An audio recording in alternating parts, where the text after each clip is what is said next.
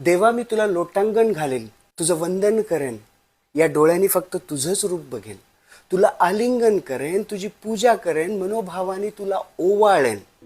असं म्हणतो ना आपण प्रत्येक पूजेनंतर.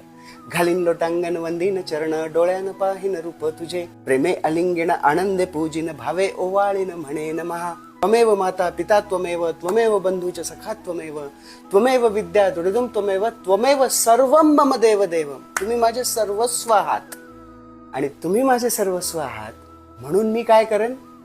कायेन वाचा मनसेंद्रिये वा बुद्ध्यात्मना भा प्रकृती स्वभावा करोणी यज्ञम. माझी काया मन बुद्धी या सगळ्यांचा यज्ञ करेन. करोणी यज्ञम सकलम परस्मै.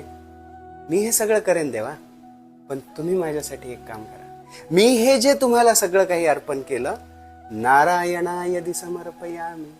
तुम्ही हे सगळं नारायणाला अर्पण करा. मग देव विचारेल, नारायण कोण? अच्युतम केशवम राम नारायणम कृष्ण दामोदरम वासुदेवम हरे श्रीधरम माधवम गोपिका वल्लभम जानकी नायकम रामचंद्रम भजेत.